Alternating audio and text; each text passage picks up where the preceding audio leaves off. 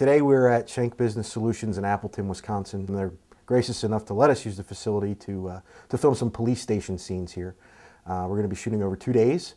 We got about 13 scenes to shoot. We're going to look at a couple 8-10-hour days here. Everybody that's involved is doing this voluntarily. They all have community theater backgrounds, so we're going to try and get as much work done here as we can. The name of the film is called No Humans Involved. It's a crime drama or thriller. There's some twists and turns. So basically the movie's about a police officer named Frank Myron who is dealing with some inner demons from things that have gone on in his past.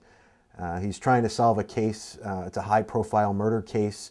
He's got the captain breathing down his neck. He's breaking in a new partner who has some ulterior motives, and his old partner comes back into his life, and he has a way of making a mess of things. So he's dealing with all these different conflicts. Do you know of anyone who'd want to hurt your daughter?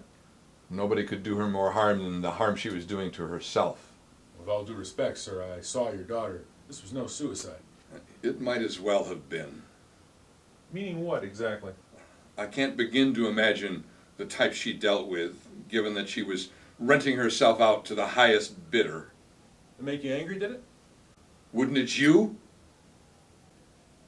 And where were you last night? I'm not even sure where the story itself came from. I just started writing a police drama, about almost a year ago, is when I met up with Brian, and he and I kind of teamed up together to finish this script out, as it were. I envisioned it being a 20-minute film, and Brian read it, and I'd asked him to do some polish on it because he had actually had some work as a private detective, so he's a little more familiar with the lingo than I was. And I said, I need it polished. I think it's a little too long, so if you just help me, tighten it up. And that little stunt you pulled prevented us from getting any real information out of him. I actually think he had something to do with it. Well, right now, he's the only viable suspect we've got. Vern Prescott? Hey, just because he's rich doesn't give him a free pass. Oh, come on. He's obviously embarrassed. Coming into this, a lot of people ask me, are you nervous? And not really, because I know the people so well, and I trust them as actors and trust them as directors, and so it's kind of feels like, we haven't even filmed anything yet. Hopefully it goes well today, but it's kind of just like hanging out with my friends, I hope, except there's guns involved. To get into acting, it's what you'd hear in so many other places: practice, practice, practice. We've all, I think, put in a lot of years of community theater work on stage as amateurs, unpaid, because you love it, because you do it because it's fun, because you like feeling that audience reaction. I can tell you that those moments I've been on stage when I had that meaty character and I could get that sense of reaction from the audience, it does everything. You just play to that. An audience has a big impact on a given night in the theater in that sense. So here it's a little more of a challenge. I've had to think about, all right, I got to give it the right reaction at the right moment, and it's not going to be an audience that drives it. It's going to be what I have to do inside. It's a different kind of acting than what I've normally done. It's normally stage acting that I've done, so this is different, and it's just a different way of looking at it. So there's no audience right there. I think it's a lot more casual. It's a little easier, probably. You have a lot of time to work things out. To still run lines, and if they have to change something in the fly, it's easy to just memorize a couple things really quick and just get it out, and then you can forget it. You don't have to do it anymore. And the kid? Well, we should have sent those two in sooner. Tell your partner to get on the stick. Mayor's so far up my ass I can taste his high karate. I play the part of Willie, who's this homeless dude, so that's why I haven't shaved. He's sort of, demented, one of these twitchy kind of homeless guys that lives in the cardboard condo. And so but it says that he looks real bad and kind of crazy, but you also get the feeling that he's essentially harmless. I didn't do it. It wasn't me. The government came. The government. The government that came in the black truck. You keep telling yourself that, Willie. They came and they flew down there. Sit tight. We'll be right back. Swords, the feel the blood, and the black government with the machine and the swords. You don't see them because they're not there. Technically, I'm the cinematographer for the shoot. I'm handling the lighting and the primary camera work. And even though this is taking place in a modern era, modern buildings, we wanted to get that film noir look of those early 40s, you know, Casablanca, you know, where the lighting was harsh and angular and lots of shadows and lots of dramatic lighting, not necessarily realistic lighting, but more, you know, using the lighting as an effect and to highlight faces and to highlight that dark mood of the story. Look, you want your gold shield?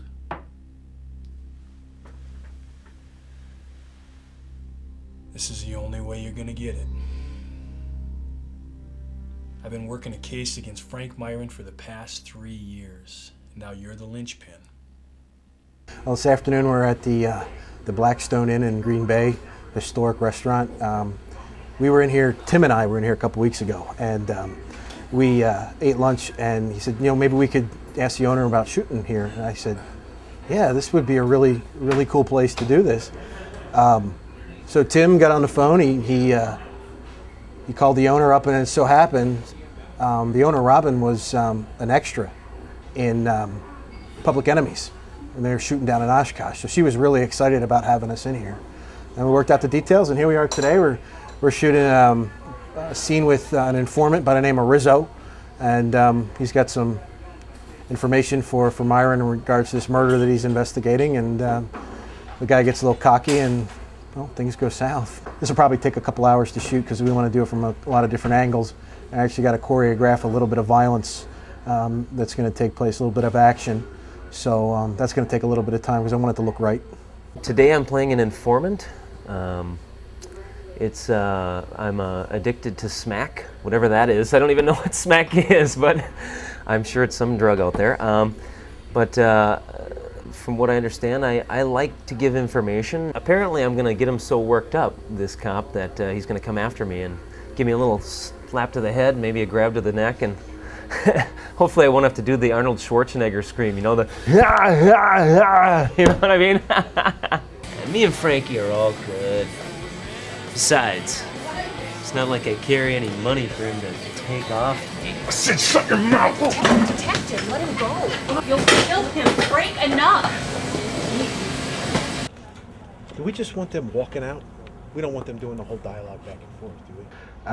This is the biggest logistical shoot that we've had so far because we got the elements. We're outside. We've got a lot of hopefully some extras are going to show up.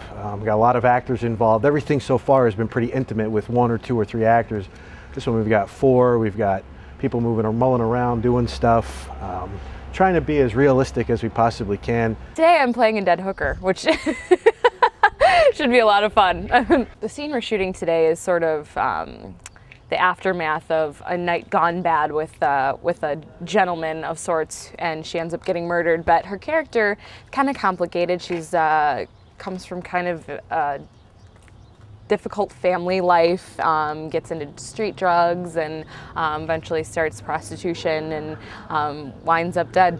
It's very tragic and very sad. Ends up being pretty pivotal to the rest of the movie, which is really interesting. Well, my character's sort of been here before, done that before, so one of the things that we wanted to show was maybe that this guy's going to be eaten. I'm Fisher. I'm one of the grunts that's on the set, just police guy showing up, CSI tech, check out what's going on, maybe find the bullets, find the body, and then let the big kids come in and clean up afterwards. My character delivers a pretty important line when I call the dead body NHI, no humans involved, and that's sort of where we kick the story off, where I don't think that this girl is important. She's obviously not a human, no humans involved in this murder, but the story then builds upon that to show some complexity. Lighten up, Frank, she's NHI. I don't know what you're busting my balls for. Look, Larry, I don't have time for your bullshitting around. Just go fingerprint something before I add you to the body count. Everyone was right about you. They say you're an uptight prick. You're gonna be dead by the time you hit 45. You don't lighten up. Yeah, I'll take that under advisement. Do you mind? Have it your way, jerk off. I'm hooker number 2. I'll name myself Lolita.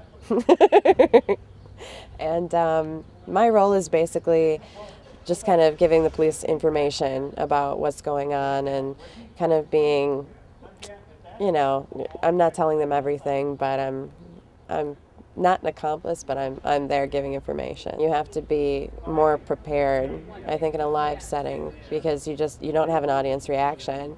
So you have to be confident in what you're saying and be more of the character than you would necessarily have to be on stage, because so much of what's on stage you have to really push out there and really project, whereas here you have to be more subtle with what you do. All right, listen. I saw her get into some dude's car. Well? Well, what? What did the car look like? Like a car, bitch.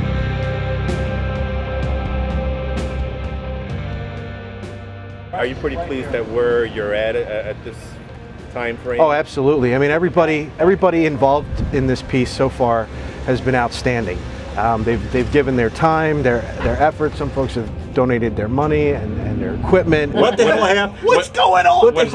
My 10-year-old camera crapped out right when we started to shoot here. So, so now you're going to Plan B? I'm going to Plan B. Okay. We happen to have another one on set here. Yeah. Thanks, Jason. Thanks, Jason.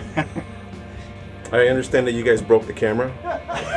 Yeah, it was Tim's ugly mug. My ugly mug. It wasn't me. I didn't do anything. It's my face I'm innocent. I don't even know why I'm here. Watch out, I'm gonna break yours too. We're being real creative. Everybody's pitching in. Everybody has a really good idea, and we try to implement it if we can. But I've been extremely happy with the way this has gone.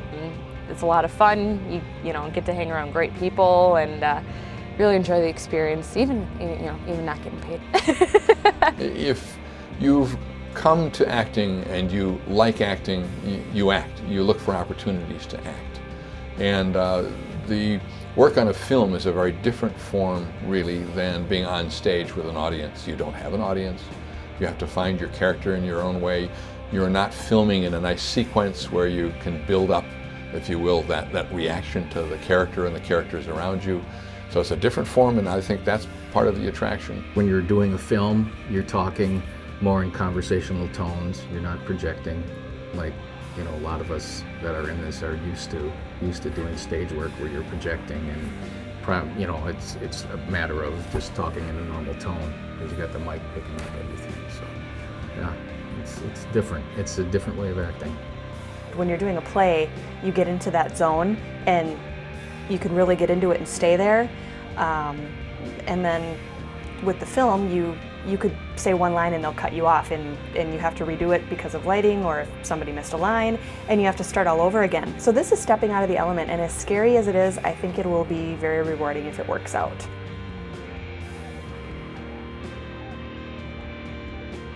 Oh, well, there's varying degrees of opinion on that. Director is always right. Don't argue with him and stay out of his way. I know he can be a hard ass. I'm feeling pretty comfortable. I've killed a few directors along the way too, so it's kind of a mutual thing. Oh, taskmaster, complete whip cracker. I don't know what his role is. I have no idea, to be honest with you. None. Piece of cake.